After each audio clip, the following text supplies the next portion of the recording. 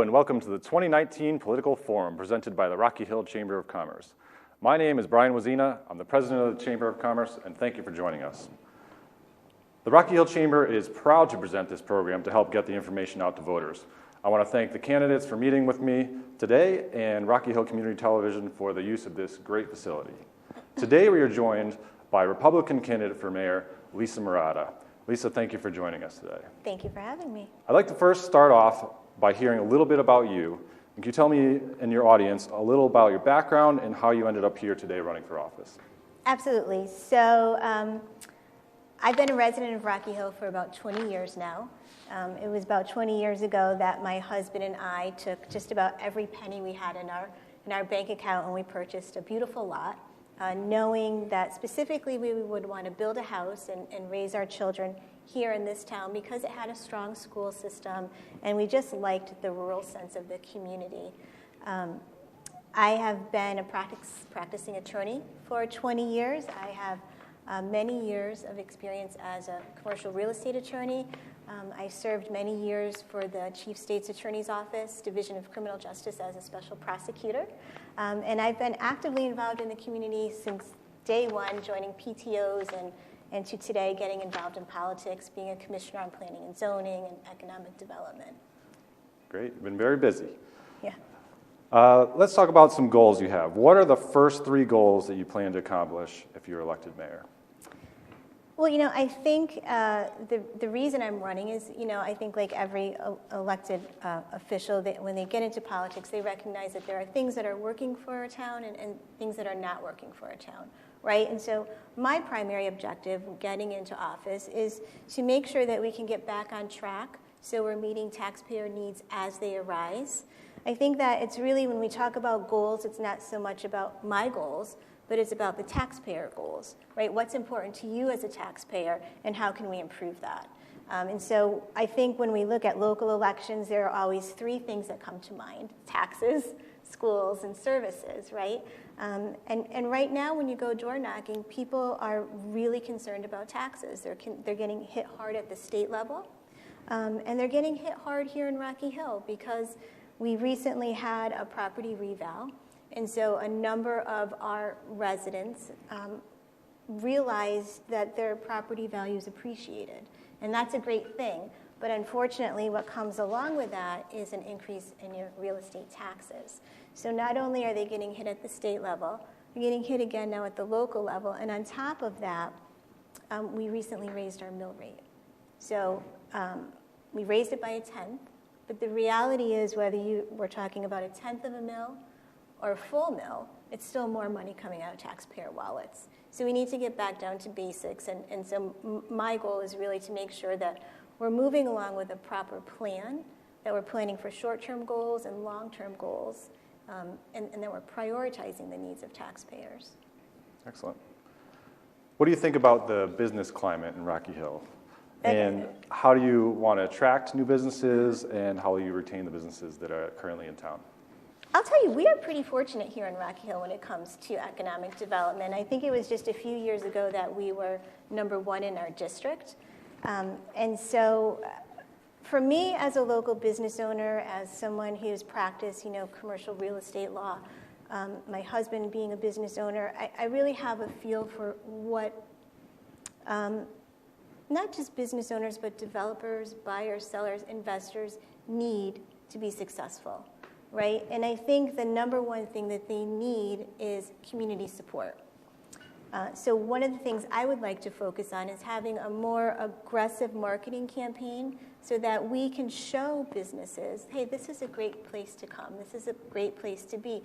And it's not just the mom and pop shops. It's our larger, light manufacturing areas that we can be focusing on. Areas like our Ames property, for example, is an area that really needs some strong marketing strategies happening there, because unfortunately for the past 18 years, if we're standing on our town green, what do we see? We see vacant commercial property, and we see a dilapidated parking lot, and that's not indicative of who we are as a community, right? But it is indicative of a need for change, a need to reach out to the business community and say, hey, why did you come here in the first place?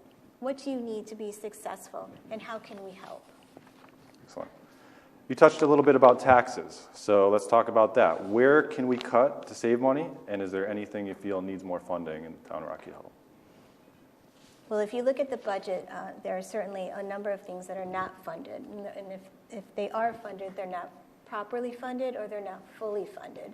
So that, again, goes back to having a plan in place where we are prioritizing our needs so that we're meeting needs. And you think about projects that need to happen in town. I mean, anything from the pool, which doesn't seem that big, but I'm pretty sure in the 20 years I've been here, the pool has not changed, to things that are bigger, like road repairs. And we don't have money for road repairs, even though we know that's a predictable expense, even though we know how much that's going to cost, and that it's going to continue to be an issue for us. So those infrastructure funding issues are things that we need to get a little more serious about addressing, about putting money aside for predictable expenses, and actually just determining how are we going to pay for those long-term expenses while maintaining the proper tax base that people can afford to stay here.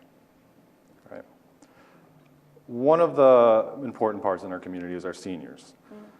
Mm-hmm. What do you feel are the needs of our seniors today, and how do we help them thrive and stay in Rocky Hill? Well, I'll tell you. So my grandmother lived with me for many, many years after my grandfather passed. She lived when we were raising our kids. It was a house full of kids, Grammy, house full of pets. And she ultimately passed of Alzheimer's disease. And I tell you this story for a reason, is because I watched my grandmother go from being an independent, thriving individual, able to pay her, all of her expenses, able to drive, paying for her own insurance, to someone who was then dependent upon the government to pay for her care in a nursing home.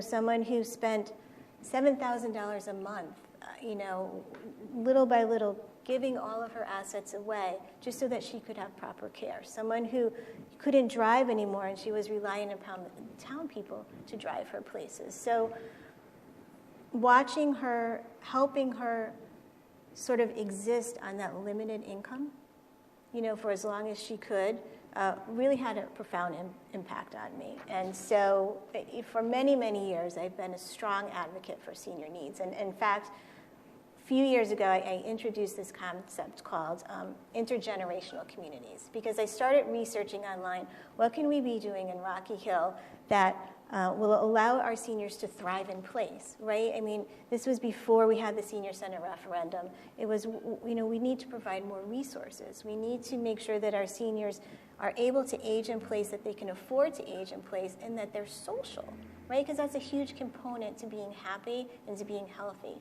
So we definitely need to pay more attention to that. That's certainly one area that I'm very committed to. We'll go from seniors to youngsters. Education. Both candidates have advertised support for education. In the past few years, we've improved the high school. We built a new intermediate school. What do you feel still needs improvement, and how will you help accomplish this? Okay. I think our school districts are solid. And as someone who worked on the grassroots level to get the intermediate school built in the first instance, I think we're in a good position with our schools. I can say one of the reasons that I actually got involved in politics several years ago is because I was sitting at my kitchen table and I was filling out an application for full-day kindergarten for my then youngest son. And it was about 1:45, and it was a cold November night, and I was exhausted, having worked all day, did the laundry, did the cooking and the cleaning and all that. And I sat at that table and I said, how come our school district isn't providing the same services as other school districts? Why do I have to send my little one out of district just to get full-day K? Lo and behold, we had our Republican administration get elected that year, and they brought in full-day K. And since then, we've been very receptive to the needs of our parents, right? We overcame the issues with high school accreditation, and we were successful with that. We overcame the issue of severe overcrowding in our classrooms. We were successful with that. I think now what we need to focus on is making sure our kids have the STEM basic STEM skills that they need to be competitive. And I know that we're doing that through the Education Foundation that I sit on. I'm the president of that organization. Our focus in fundraising, for example, this year is to bring more STEM resources to kids at the lower levels, because we really need to engage them, right? Especially the girls, and that's how we're going to benefit the school system. Excellent. On the ballot this year, we have 2 questions up for referendum. One is to purchase the land off of New Britain Ave, and the other is to bond money for paving projects. Are you in favor of these projects, and can you tell the voters anything to help them decide if they should vote yes or no on them? Well, that's certainly a personal, individual decision, so I wouldn't want to sway anyone one way or the other. There are certainly strong opinions both ways. I can tell you we'll talk farms first. Most of the people I speak with are in favor of the farm, and in my opinion, it's a no-brainer, right? It's a beautiful piece of farmland. It needs to be cleaned up. But according to the state, there are some very rich, very unique soils in there that we should be preserving. And if other farmers can use that, then that's something that we need to do, not just for the farmers to support them, because of course they feed us, but for the environment. So for me, in that respect, it's a no-brainer. I think if I were mayor, I would have presented it a little differently, though. I think, being an attorney, I like facts. I don't ever want to make a decision in the voting booth based on speculation. I want to be fully informed. And I would have liked to have seen a little bit more information about, once we take this farm off the tax books, right, how do we replace that revenue? How are we going to secure this property? What does that look like, and what does that cost? Is it a gate? Is it more police? Is it cameras? Is it drones? How much does it cost to insure the property? Just little questions like that. And also the issue about us already having going out to bond. A while ago, we went out for about $10 million. And my understanding is we have not spent all that money. And so let's say we have $6 million of approval money left, which I believe is the amount. Might it not be more prudent for the taxpayers that we say, you know what, we don't need to go out for a full 7.2. If we have already $6 million of approval, maybe we go out for 1.2.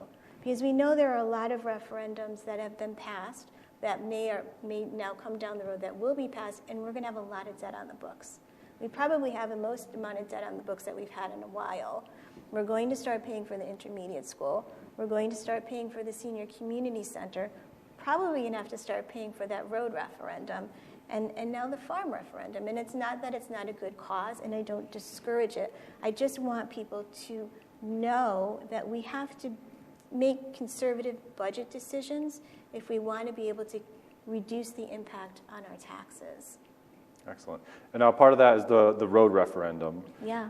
And you talked a little bit about trying to put some more money in the town budget to cover those things. Mm-hmm. Do you think we need this road referendum, or should it be in our budget? Yes, I cannot get behind the road referendum like the farm referendum. I'm just going to full disclosure. But that's my opinion, and because I do believe it's a budget issue, right?